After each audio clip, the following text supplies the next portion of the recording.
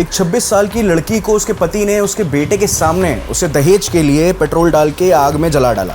जिस लड़की की हत्या हुई उसका नाम निक्की था। वो 26 साल की थी। 8 साल हो गए थे शादी को, मतलब 18 साल की उम्र में उसकी शादी की गई थी। उसकी शादी हुई थी विपिन भाटी से, जो ग्रेटर नोएडा के एक गांव में रहता था। शादी के वक्त निक्की के परिवार ने विपिन भाटी के परिवार को दहेज में एक स्कॉर्पियो गाड़ी दी थी और उसके साथ कई एक्सपेंसिव गिफ्ट्स भी दिए थे। पर इसके बाद भी उनकी डिमांड शादी के बाद बढ़ती ही रही पैसे के लिए। दोस्तों, मजे की बात यह है कि विपिन भाटी ये साला खुद बेरोजगार था, ये खुद कुछ नहीं करता था। पता नहीं इनके घर वालों ने शादी कैसे कराई, और 18 साल की उम्र में शादी कराई गई है, जो एग्जैक्टली जैसे 26 साल की एज पता चल रही है।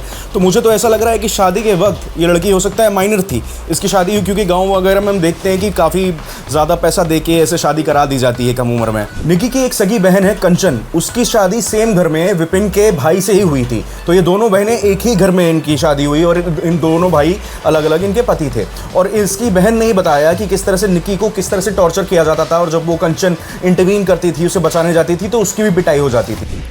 जैसा कि आप सभी भाइयों और बहनों को पता है, मेरी बहन के साथ कितना दर्दनाक हादसा हुआ है।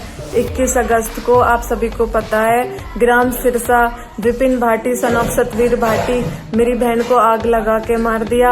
हमने थाना कासने में रिपोर्ट दर्ज कराई थी, कोई भी लीगल एक्शन नहीं लिया गया। जब इसको जलाया गया निक्की को उसके पति द्वारा, तो नेबर्स और कंचन ही आए उसको हॉस्पिटल ले जाने। इनके ससुराल वाले उसे हॉस्पिटल भी नहीं लेके जा रहे थे।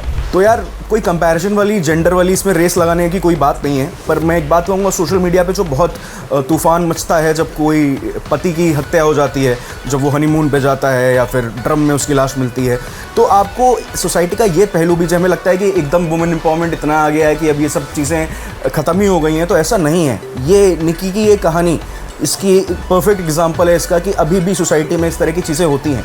जब वुमेन्स के साथ ऐसा होता है तो वो खबरें इतनी निकल नहीं पाती हैं। और मैं ये जो फेमिनिस्ट हैं या जितने भी सूडो लिबरल्स या लिबरल्स जब भी हैं, इनसे मैं रिक्वेस्ट करूँगा कि आप लोग ऐसे मामलों में बहुत चुप हो जाते हैं। तो इस सब टॉपिक्स पे, इन सब न्यूज़ पे आपका बोलना ज़्यादा ज़रूरी है। दोस्तों, शादी के 8 साल बाद 36 लाख रुपए दहेज। मैं एक सवाल उठाना चाहता हूँ इन लड़कियों के घर वालों से भी, क्या इतनी ज़्यादा जल्दी क्या रहती है कि अपनी बेटी को घर से भगाना है, कि इसकी बस विदाई ही करा दो, चाहे जितने पैसे लगें, कि जैसे कोई बोझ है आपके कंधे पे। अगर आप वही पैसा उस लड़की की पढ़ाई में या उसके करियर में लगा देते, उसको इंडिपेंडेंट बनाने में ये पैसा खर्च करते, तो आज शायद निक्की जिंदा हो। फाइनल बात बस यही कहूँगा कि जो इतना दहेज मांग रहा है, वहाँ उस घर में शादी करवानी ही क्यों है या करनी ही क्यों है? क्योंकि क्या गारंटी है कि वो आज आपसे इतने रकम मांग रहे हैं, 30 रुपये मांग रहे हैं, तो बाद में उनकी ज़ुबान और लार टपकाएगी नहीं, वो और पैसे बाद में नहीं मांगेंगे।